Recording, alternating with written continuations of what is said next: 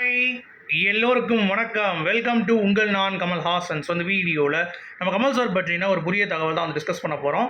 So வீடியோக்குள்ளே போகிறதுக்கு முன்னாடி நம்ம சேனலுக்கு நீங்கள் புதுசாக இருந்தீங்கன்னா கண்டிப்பாக சப்ஸ்கிரைப் பண்ணிக்கோங்க, வீடியோ மறக்காமல் லைக் பண்ணிக்கோங்க. இப்போ நம்ம வீடியோக்குள்ளே போகலாம். ஸோ இன்றைக்கி பார்க்க போகிற முதல் டாபிக் வந்து பார்த்தீங்கன்னா, மஞ்சுமல் பாய்ஸோடைய டீம் வந்து திருப்பியும் கமல் சாரை மீட் பண்ணியிருக்காங்க.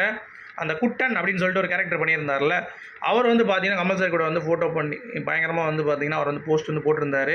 ஒரு பயங்கரமான ஒரு ஆறாம் முன்னாடி நான் நிற்கிறேன், மஞ்சுமல் பாய்ஸ் வெளியே தெரிஞ்சதுக்கான ஒரு ரீசனே இவர் தான் அப்படின்ற மாதிரிலாம் வந்து பயங்கரமாக புகழாரம் சூட்டியுள்ளார். அது மட்டும் இல்லாமல் அந்த படத்துடைய டைரக்டர் சிதம்பரம் அவர்கள் படம் வந்து 250 கோடி பட்ஜெட்டுக்கு கலெக்ஷன்ஸ் வந்து போகுது அப்படிங்கிறது உங்கள் எல்லாத்துக்குமே தெரியும். அதையெல்லாம் தாண்டி இந்த 4 நாட்கள் அவருடைய படத்தை கூட பார்க்காமல் அபூர்வ சிங்கீதம் அப்படின்னு சொல்லிட்டு கமல் சார் வந்து இன்வைட் பண்ணியிருந்தார்ல, அதில் 4 நாளுமே இருந்திருக்காருங்க. லோகேஷ் ஆச்சு 2 நாள் தான் வந்தார், மிச்சம் எல்லாருமே ஒரு நாள் வந்துட்டு போயிட்டாங்க. 4 நாளும் இருந்த ஒரே மனுஷன் வந்து பார்த்தீங்கன்னா அந்த டேரக்டர் தான். ஸோ அப்படி இருக்கும் பொழுது நமக்கு என்ன தோணுது அப்படின்னா, கண்டிப்பாக அடுத்த படம் RKFIக்கு அவர் பண்ணுறதுக்கான ஒரு நல்ல பாசிபிலிட்டி இருக்குது அப்படிங்கிறது பார்க்க முடியுது. உதாரணத்துக்கு அவர் வந்து நிறைய விஷயங்கள் கமல் சாரை பற்றி இப்போ வந்து ரொம்ப பாசிட்டிவாக பேசிகிட்டு இருக்காரு. ப்ளஸ் இந்த படம் அது இல்லாமல் நான் பண்ணவே முடியாது அப்படின்ற மாதிரி வந்து பார்த்தீங்கன்னா அவர் வந்து சொன்னதுக்கான ஒரு ரீசனும் அதுவாக தான் இருக்கும். கமல் சார் மேலே இருக்க அவ்வளோ பற்று வந்து பார்த்தீங்கன்னா அப்படி தான் இருக்குது அப்படிங்கிறது தான். இன்னொன்று, அவர் கூட இருந்து இவ்வளோ தூரம் வந்து படத்தை வந்து சப்போர்ட் பண்ணி அவர் கூடயே இருந்து படம் பார்த்தது அப்படிங்கிறதுலாம் வந்து சாதாரண விஷயம் கிடையாது. ஸோ அதற்காகவே சிதம்பரம் அவர்களுக்கு வந்து பார்த்திங்கன்னா அடுத்த படம் வந்து கமல்ஹாசன் அவர்கள் கொடுப்பார் அப்படின்ற மாதிரி ஒரு ஃபீலிங் நமக்கும் வந்து தோணுது. ஸோ வெயிட் பண்ணி பார்க்கலாம், சரிங்களா? அடுத்து கமல்ஹாசன் அவர்களை வந்து பார்த்திங்கன்னா அரசியலில் நிற்கலை அப்படிங்கிறது தான் பேருங்க. ஆனால் டெய்லி யாராவது வந்து பார்த்திங்கன்னா பார்த்துட்ருக்காங்க. வெதர் அரசியலாக இருக்குது, திடீர்னு சினிமாவாக இருக்குது, இல்லை ஏதாவது ஃபங்க்ஷனுக்கு வந்து அவர் கூப்பிட்றாங்க, இல்லை காலேஜுக்கு இன்வைட் இருக்குது, இல்லை ஏதாவது ஒன்று கமல்ஹாசன் அப்படின்றவர் வந்து தேடி தான் வந்து மக்கள் வந்து சென்றடிச்சுட்டே இருக்காங்க. பயங்கரமாக வந்து பார்த்திங்கன்னா இன்றைக்கி கூட தமிழச்சி பாண்டியன் அப்படின்னு சொல்லிட்டு ஒருத்தவங்க வந்து போய் பார்க்குறாங்க. ஸோ அவங்க பிரச்சாரத்துக்கு வாங்க அப்படின்ற மாதிரி கூப்பிட்றாங்க. ஸோ கமல்ஹாசன் அவர்களுக்கு என்ன பண்ணுறதுன்னு தெரில, அவர் அப்படியே பயங்கரமாக இருக்காருங்க. இவ்வளோ இந்த ஏஜ்லேயும் வந்து இவ்வளோ ஆக்டிவாக, இதே சூப்பர் ஸ்டார் அப்படின்றாங்க ஒருத்தர். அவருக்கு என்னடானா ஹாஸ்பிட்டல் திறக்க கூப்பிடவும், சும்மா இருந்து குத்துவில் ஏற்றி வைங்க அப்படின்ற மாதிரி தான் கூப்பிட்டுருக்காங்க. இவரை கூப்பிட்றது எல்லாமே வந்து பார்த்தீங்கன்னா ஒரு பெரிய ஒரு விஷயங்களாக இருக்கட்டும். இத்தனைக்கும் இவர் வந்து பார்த்தீங்கன்னா டிஎம்கேக்கு ஆதரவாக தான் இருக்கார் அப்படின்ற மாதிரி சொல்லிட்டார். அதுக்கு நீங்கள் வாங்க பிரச்சாரம் பண்ணுங்கள், எங்களுக்கு நீங்கள் தான் பண்ணணும் அப்படின்ற மாதிரி எல்லாரும் வந்து இறங்கிட்டாங்க அப்படிங்கிறது தான். திருமாவளவன் அவர்கள் வந்துட்டார், காங்கிரஸ் கூட்டணியிலேருந்து வந்தாங்க, நிறைய பேர் வந்து பார்த்துட்டு இருக்காங்க. டெய்லி வந்து பார்த்தீங்கன்னா கமல் சார் யாராவது வந்து பார்த்துட்டு இருக்காங்க அப்படிங்கிறது தான் வந்து பாயிண்ட் ஆஃப் வியூ. ஸோ அரசியலாக இருக்கட்டும், எதுவாக இருக்கட்டும், கமல்ஹாசன் அப்படின்றது ஒரு டிமாண்டு தான் அப்படின்ற மாதிரி தான் போகுது. ஸோ அது வந்து ரொம்ப ஹாப்பியான ஒரு மொமெண்ட்டை நானும் வந்து ஃபீல் பண்ணுறேன் அப்படிங்கிறது தான். அடுத்து கமல்ஹாசன் அவர்களுடைய தக் லைஃப் படம் வந்து ட்ராப் ஆகிடுச்சு அப்படின்ற மாதிரி ஒரு அப்டேட் வந்துச்சு. டேய் என்னடா இதெல்லாம் நியாயமாக இருக்குது அப்படின்ற மாதிரி. துல்கர் சல்மான் விலகிட்டாருங்கிறது தெரியும் நமக்கு, அதுக்கு பதிலாக சிலம்பரசன் கேட்டுட்ருக்காங்க. இல்லை சித்தார்த்தே வந்து நடிக்கிறதுக்கான வாய்ப்பு இருக்குது. ஏன்னா கமல் சாரோடைய ஃபேன் பாய்ஸ் அத்தனை பேர் கமல் சார் கூட ஒரு ஃப்ரேம் வரமாட்டோமான்னு ஏங்கிட்டு இருக்காங்க. இது இவ்வளோ பெரிய ஆப்பர்ச்சுனிட்டிங்க, வில்லனாக நடிக்கக்கூடிய ஒரு கேரக்டர் எப்படி வராமல் இருக்கும் அப்படிங்கிற ஒரு பக்கம் இருந்தாலும், திடீர்னு இன்றைக்கி ஒரு நியூஸ் காலையில் ஜெயம் ரவி வந்து வெளியே போயிட்டார் அப்படின்னு சொல்லிட்டு, நம்மளும் வந்து அதோடைய உண்மைத்தன்மையை வந்து செக் பண்ணுறது நம்ம எப்பவுமே வந்து பார்த்திங்கன்னா சித்ரா லக்ஷ்மணன் சார் வந்து நம்ம வந்து பார்ப்போம். ஸோ அவர்கிட்ட போய் நம்ம கேட்குறப்ப அவரே வந்து ட்விட்டரில் ஒரு பதிவு போட்டார். இந்த மாதிரி வந்து எப்பா அந்த மாதிரி எதுவும் அஃபிஷியலாக வரலப்பா, இப்போதைக்கு செர்பியாவுடைய ஷூட்டிங் வந்து கேன்சல் ஆகிருக்கு, ஏன்னா கமல் சாரோடைய டேட் வந்து இல்லாததுனால. இன்னொன்று என்னென்னா நம்ம காம்போ சீன்ஸ் தான் நிறையா இருக்குது. ஸோ அப்படி இருக்கும்போது கமல் சாரை மட்டும் தனியாக நீங்கள் தூக்கிட்டு இன்னொருத்தவங்க வச்சு எடுக்க முடியாது. கண்டிப்பாக அந்த சீனில் கமல்ஹாசன் அவர்கள் இருக்கார்.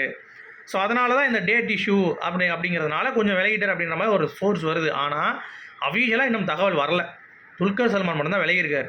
விட்டா இவங்க த்ரிஷா விலகிட்டாங்க, எல்லோரும் விலகிட்டாங்க, படத்தை வந்து முழுக்கு போட்டாங்க அப்படின்ற மாதிரி எழுதிடுவாங்க போல தெரியுது, சரியா? ஸோ அதெல்லாம் வந்து உண்மை கிடையாது, அந்த மாதிரி நடக்கிறதுக்கு சான்ஸும் இல்லை. பட் கொஞ்சம் கடுப்பில் தான் இருக்கார் மணிரத்னம் அப்படிங்கிறது நம்மளால் வந்து பார்க்க முடியுது. ஏன்னா அவர் ஏற்கனவே சொல்லியிருந்தார் இந்த மாதிரி இந்த படம் கரெக்டாக நம்ம முடிச்சுட்டு தூக்கி போட்டுருணும் அப்படின்ற மாதிரிலாம். பட் இந்த செர்பியா இது கேன்சல் ஆனது அவருக்கும் கொஞ்சம் வந்து இதுதான். பட் என்ன பண்ணுறது, கமல் சார் வந்து இந்தளவுக்கு பிஸியாக இருக்கிறப்ப நம்ம ஒன்றுமே பண்ண முடியாது அப்படின்றது தான் பாயிண்ட்டு.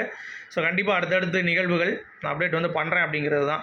அடுத்து டிஎம்கேக்கு என்னால் நெருக்கடி கொடுத்துருக்க முடியும் அப்படின்னு சொல்லிட்டு கமல் சார் லேட்டஸ்ட்டாக அந்த இந்து பத்திரிகைக்கு ஒரு இது கொடுத்துருந்தார்.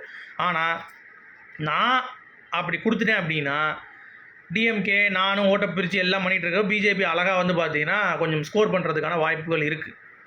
ஸோ அதனால் கண்டிப்பாக நாங்கள் கூட்டணி முடிச்சுட்டு ஃபாசிசத்தை முடிக்கிறோம், அதை முடித்து தூக்கி விட்டு அதுக்கடுத்து நான் வந்து அவங்கள கிரிட்டிசைஸ் பண்ண தான் போகிறேன் டிஎம்கே அப்படின்ற மாதிரி ஓப்பனாக ஸ்டேட்மெண்ட் விட்டார். ஸோ டிஎம்கேக்கு அடுத்த ஆப் ரெடி தான் அப்படிங்கிறது கமல் சார் அவர்கள் சொன்ன ஒரு விஷயம். சரியா? இதுக்கு தான் டிவி உடச்சிங்க, அதெல்லாம் பிரச்சனை இல்லை அப்படின்ற மாதிரி ஓப்பனாக வந்து உடச்சிட்டார். ஸோ இது ஒன்று அவருடைய இதில் வந்து ரொம்ப பயங்கரமாக இருந்தது. அப்புறம் லோக்கி கமலஹாசன் அவர்கள் வற்புறுத்தி தான் நீங்கள் இந்த மாதிரி அவர் பொண்ணு கூட வந்து நடிச்சிங்களா நெருக்கமா அப்படின்ற மாதிரி நிறைய மீடியா சேனல்ஸ் வந்து பேச ஆரம்பிச்சிட்டாங்க. என்னடா இதுக்கு என்னடா சம்மந்தம் அப்படின்ற மாதிரி நம்மளும் வந்து யோசிச்சுட்டு இருக்கோம். எதோட போய் முடிச்சு போடுறீங்க அப்படின்ற மாதிரி தான் இருந்துச்சு. அப்புறம் போய் பார்த்தா அது நம்ம மென்டலன்ஸ் ரசிகர்கள் அவங்க என்ன பண்ணுறாங்கன்னு தெரியாமல், ஏன்னா ரஜினிகாந்தால் எதுவும் பேச முடியல, வாயை திறந்தாலே வந்து பார்த்தீங்கன்னா பயப்படுறாரு அப்படின்னு சொல்லிட்டு ஒரு வீடியோ வந்துச்சா, அதில் வந்து அவங்க அமுக்கி வாசிட்டு இருக்காங்க. இப்போ எதுவும் கிடைக்கலன்றப்ப லோக்கி வந்து பார்த்தியா கமலஹாசன் அவர் வாழ்க்கையை அழிச்சிட்டாரு அப்படின்ற மாதிரிலாம் கம்பி கட்டுற கதையெல்லாம் விட்டுட்டு இருந்தாங்க. அது ஒரு மண்ணாங்கட்டியும் கிடையாது. அந்த சாங் ஜாலியாக என்ஜாய் பண்ணிட்டு 25ஆந்தேதி ரிலீஸ் ஆக போகுது இந்த 2 நாளில் அந்த பாட்டு. அதுக்கடுத்து இன்னும் நல்லா கதருங்கடா அப்படின்ற மாதிரி தான் இருந்துச்சு. ஸோ இவங்க நினச்சா ஒரு பக்கம் காமெடியாக இருந்தது அப்படிங்கிறது தான் நம்ம ரஜினிகாந்த் ரசிகர்கள் நினச்சா. அடுத்து இன்னொரு பக்கம் தேர்தல் பிரச்சார கூட்டம், வழிகாட்டுதல் கூட்டம் அப்படின்னு சொல்லிட்டு நடக்க போகுது. சதன் க்ரௌன் ஹோட்டல் டி நகரில் 24ஆந்தேதி, அதாவது ஞாயிற்றுக்கிழமை பிளான் பண்ணியிருக்காங்க, 10 மணி அளவு காலை. சரிங்களா? ஸோ எப்படிலாம் வந்து நம்ம தேர்தலில் பிரச்சாரம் பண்ணலாம், எப்படி வந்து நம்ம வந்து சப்போர்ட் பண்ணலாம் அப்படின்ற மாதிரிலாம் நிறைய விஷயங்கள் வந்து பேச போகிறாங்களாம். So that is good. So அதற்கு வந்து நீங்கள் ஃப்ரீயாக இருந்தீங்க அப்படின்னா, மக்கள் நீதி மய்யம் தொண்டராக இருந்தீங்கன்னா கண்டிப்பாக நீங்கள் அங்கே போய் கொஞ்சம் சப்போர்ட் பண்ணுங்கள் அப்படிங்கிறத நான் சொல்லிக்கிறேன். சரியா? அடுத்து சித்தார்த் வந்து துல்கர் சல்மான் ரோலை வந்து தக் லைஃப்பில் கொஞ்சம் எடுக்க போகிறாரு. கார்த்தி வந்து ஜெயம் ரவி ரோல் வந்து எடுக்க போகிறார் அப்படின்ற மாதிரியும் ஒரு ரூமர் போகுது. பட் இதெல்லாம் வந்து பார்த்திங்கன்னா நம்ம கன்ஃபார்ம் பண்ண முடியாதுங்க. நான் கன்ஃபார்ம் பண்ணிவிட்டு சொல்கிறேன். சரிங்களா? ஏன்னா இது வந்து இப்போ நம்ம கன்ஃபார்ம் பண்ண முடியாது அப்படிங்கிறது நான் பாயிண்ட்டு. சரியா? அடுத்து ஜெயம் ரவி அந்த இறைவன் ஒரு படம் பண்ணாது தெரியுமா, ராகுல் போஸ் விஸ்வரூபமுக்கு அப்புறம் அந்த படத்தை வில்லன் நடித்தவர் வந்து அதில் நடித்தார். ஸோ அதில் ஏன் நீங்கள் இவ்வளோ டார்க்காக எடுத்தீங்க, சென்ட்ரிக் படம், நீங்கள் வந்து ஒரு ஃபேமிலி ஆடியன்ஸான ஒரு ஹீரோ கேட்டது கமலஹாசன் பேரை சொல்லிட்டார். அதாவது வேட்டையாட விளையாடு நான் பார்த்தேன் அந்த பின்னாடி, அந்த படத்தில் ஃபேமிலியும் இருக்கும், ப்ளஸ் வந்து பார்த்திங்கன்னா இந்த மாதிரி சீன்ஸும் இருக்கும். ஸோ நல்ல ஒரு இம்பாக்ட் க்ரியேட் பண்ணிச்சு. அந்த ஒரு பாதிப்பு தான் எனக்கு இறைவன் எடுக்க வச்சிச்சு அப்படின்ற மாதிரி ஓப்பனாக வந்து உடச்சிருக்காரு. ஸோ கமலஹாசன் ரசிகன்றப்ப சும்மா அரசமாக அரைக்க மாட்டானுங்க, ஏதாவது புதுசாக பண்ணுவானுங்க அப்படிங்கிறதுக்கு இதுவும் ஒரு உதாரணம் அப்படிங்கிறத நான் சொல்லிக்கிறேன். அடுத்து கல்கி 2898 AD, அந்த படத்துடைய டேரக்டர் நாகர்ஷின் அவர்கள் இந்த ஸ்கிரிப்ட் எழுதும் பொழுது 2007 அப்போயே யோசிச்சிருக்காராம், கமலஹாசன் தான் இந்த படத்துக்கு வில்லன் அப்படின்னு சொல்லி 2007 வந்து பார்த்திங்கன்னா இந்த மனுஷன் வந்து எழுதி வச்சுருக்கார். அதுக்கடுத்து தான் கொஞ்சம் கொஞ்சமாக உள்ளே வந்துட்டு வேறு யாராவது வந்து போச்சு.